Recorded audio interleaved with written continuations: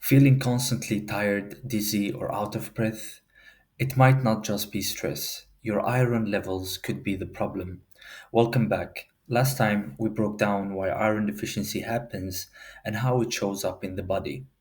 In this part, we will go step by step through how it's diagnosed, its stages, and the treatment that actually works. When we look at the lab findings in iron deficiency anemia, the most obvious change is a reduced hemoglobin.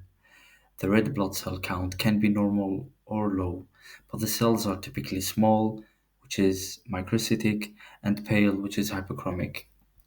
Both MCV and MCH are reduced, and it reflects the changes that we talked about. Reticulocytes are immature red blood cells which are released into the bloodstream and then they mature into red blood cells in the bloodstream. In iron deficiency anemia, the reticulocytes count are usually low because even though the erythropoietin is high and the bone marrow is being told to produce cells, the lack of iron limits the output. Erythropoietin is produced by the kidneys when they sense tissue hypoxia. Its role is to kickstart erythropoiesis, which is the making of new red blood cells so that more oxygen can be delivered into the tissues. We also see anisocytosis, which means there is a variation in the size of the red blood cells, and that also reflects in increased red cell distribution width. And to summarize, hemoglobin is decreased, red blood cells can be normal or decreased, MCV and MCH are decreased, reticulocytes are decreased, anisocytosis and red cell distribution width are increased. Also, don't forget that erythropoietin levels are increased in iron deficiency anemia. Now, let's break down the iron studies in iron deficiency anemia. Serum iron is low because there simply isn't enough iron available in the circulation. Transferrin, which we can think of as the bus that carries iron, goes up. The body simply sends out more buses hoping to capture whatever iron is left. Now, total iron binding capacity tells us how many seats are available on those buses. In iron deficiency, since there are more buses, there are more empty seats, so total iron binding capacity will be increased. But when it comes to transferrin saturation, we look at how many of those seats are actually filled with iron passengers. In this case, most of the buses are running empty, so transferrin saturation will be low. And now about ferritin. Ferritin is like a warehouse storing extra iron. With deficiency, the warehouse is empty and ferritin levels drop. Ferritin is also an acute phase reactant and it can react to an ongoing inflammation. For that reason, checking CRP, leukocytes, and if the patient has a temperature is a good idea to understand the real picture.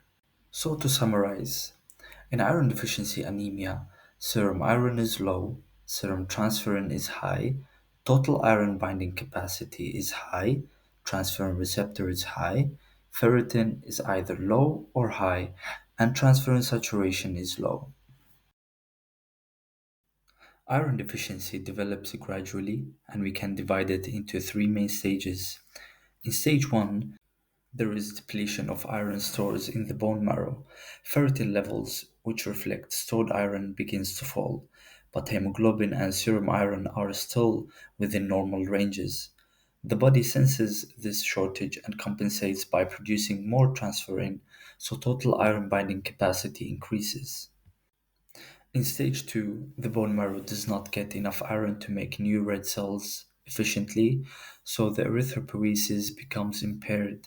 Even though transferrin levels are high, there isn't enough iron to fill them, so serum iron and transferrin saturation both drop.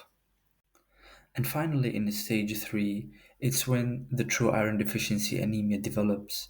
Red blood cells become small and pale, and we call it microcytic and hypochromic, and hemoglobin levels fall, leading to symptomatic anemia.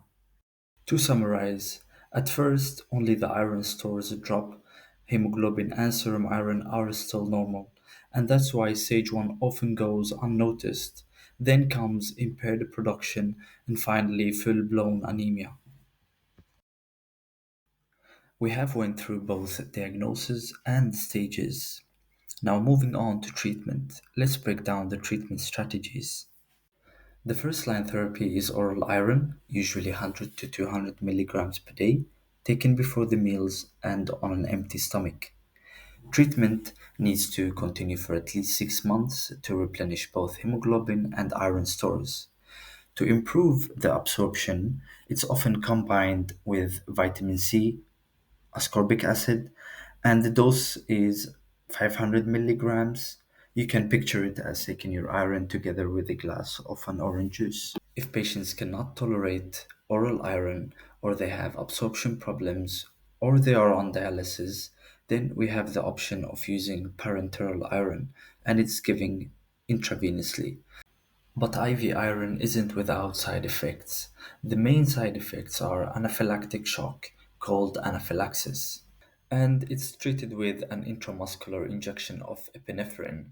Another possible side effect is hypophosphatemia, which means low phosphate levels in the blood. That wraps up the diagnosis, stages, and treatment of iron deficiency anemia. I hope this video made things clearer. If you missed part 1, go watch that next, and I'll see you in the next video. Peace out.